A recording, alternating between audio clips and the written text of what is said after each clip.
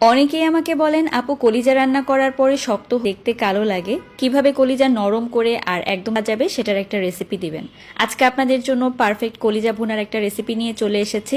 আশা করি আজ লাগবে। এই রেসিপিতে কলিজা ভুনা করলে একদম অন্যরকম একটা স্বাদ পাবেন, অনেক ভালো লাগবে আশা করছি। প্রথমে আমি 1 কেজি পরিমাণে এখানে কলিজা নিয়েছি, কলিজাটাকে ছোটগার দিয়ে দিচ্ছি। তার সাথে দিয়ে দিব এখানে রসুন। তো রসুনগুলোকে কিন্তু ব্লেন্ডারে একটুখানি থেতো করে নিয়েছি। তো রসুনটা ঘন্টার জন্য, এতে করে হবে কি এর ভিতরে যে ময়লাগুলো সুন্দর করে উঠিয়ে নেওয়া যাবে। কলিজা রান্না করার পরে শক্ত হওয়ার কারণ হচ্ছে সেদ্ধ করে নেওয়া। কলিজা যদি আগে থেকে সেদ্ধ করে নেন খেতে ভালো লাগে না। কলিজা একদম নরম তুলতুলে সফট হয়, পাচ্ছেন কত সুন্দরভাবে উঠিয়ে নিয়েছি।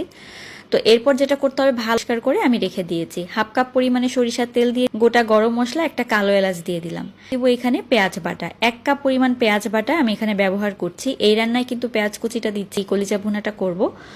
তো 1 কাপ পরিমাণ পেঁয়াজ, ভালোভাবে কিন্তু পেঁয়াজটাকে ভেজে নিতে হবে তেলের সাহায্যে। এখন আমি ধুয়ে পরিষ্কার করে রাখা কলিজাগুলো দিয়ে দিই। এভাবে কলিজাগুলো পরিষ্কার হয়ে গিয়েছে। এখন এই পেঁয়াজ বাটাটা দিয়ে দিচ্ছি। 2 চামচ পরিমাণে আদা বাটা, 2 চামচ সমান অনুপাতে। তো এখন এগুলোকেও ভালোভাবে কিছু গন্ধটা সেটা চলে যাওয়া পর্যন্ত অপেক্ষা করব। এরপর আমি এখানে আমি প্রায় 1.5 চামচের মতো ব্যবহার করব, 2 চামচের মতো। আর তার সাথে এখন দিয়ে দিচ্ছি হলুদ। নাই হলুদের গুঁড়া খুবই কম ব্যবহার করতে হবে, আমি 1/2 চামচের মতো ব্যবহার করেছি। শুকনা মরিচের গুঁড়া দিয়ে দিই, কাশ্মীরি মরিচটা দিয়ে দিচ্ছি 1 চামচ পরিমাণে।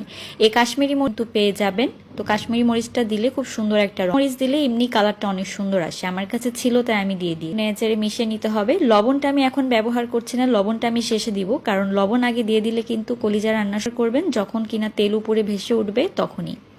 তো এখন এখানে আমি 2টা টমেটো ব্লেন্ড করে রেখেছিলাম, সেই টমেটো পেস্টে কোনো পানি ব্যবহার করিনি। টমেটোর যে পানি সেটা দিয়ে খুব সুন্দর। এখন এই টমেটো পেস্ট দেওয়ার পরে ভালোভাবে এটাকে নেড়ে জন্য ভাজা ভাজা করে নিব। তারপর যখন উপরের দিকে করব, 1/2 কাপ পরিমাণে টক দই। টক দই দিলে কলিজার যে একটা গন্ধ থাকে সেটা কিন্তু থাকে না, খেতেও একদম অন্যরকম লাগে। মানে রুটি পরোটা দিয়েও খেতে পারবেন, অনেকটা কাবাবের মতো লাগে খেতে। এখন 1/2 কাপ পরিমাণে ফেটানো টক দই দিয়ে দিচ্ছি। তো টক দই অনেক সময় ছানা কেটে যায়।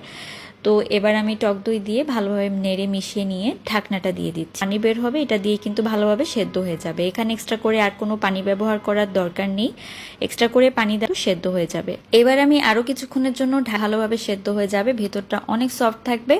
আর তো পানি ব্যবহার করলে হবে কি এটা কিন্তু একদম বেশি নরম হয়ে যাবে, যেহেতু আমি আগে থেকে সেদ্ধ করে নিইনি, ব্যবহার করছি না। এই পর্যায়ে আমি দিয়ে দিচ্ছি লবণ। স্বাদই আপনারা আপনাদের পরিমাণ মতো বা স্বাদ মতো কমিয়ে বাড়িয়ে নেবেন। এখন এখানে গরম মশলা গুঁড়া দিয়ে দিলাম 1 চামচের মতো। এটা গরম মশলাটাও দিতে পারেন, স্বাদটা একটু চেঞ্জ হবে। এখন দিয়ে দিচ্ছি এখানে কাসুরি মেথি। কাসুরি মেথি মানে হচ্ছে কোনো সুপার শপে পাওয়া যায়, তবে এটা যদি হাতের কাছে না থাকে ধনিয়া পাতা দিয়ে দিলেই কিন্তু হয়ে যাবে। তো কাসুরি মেথি দেওয়ার জালটা একদম লো করে রাখবেন, তা না হলে কিন্তু নিচে লেগে যাবে, যেহেতু পেঁয়াজ বাটা দেওয়া আছে। তো আমি আলতো হাতে দিয়ে দিব, সেটা হচ্ছে কাঁচামরিচ কুচি। কাঁচামরিচটা যখন শেষের দিকের সময় 2-1টা কাঁচামরিচ মুখে পড়লে কিন্তু খেতেও ভালো লাগে। তো কাঁচামরিচ কুচিটা দেওয়ার পরে এখন চুলার আঁচ একদম লো করে দিব।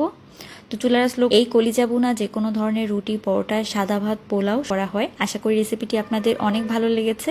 ঈদে একবার হলেও রান্না করে দেখবেন।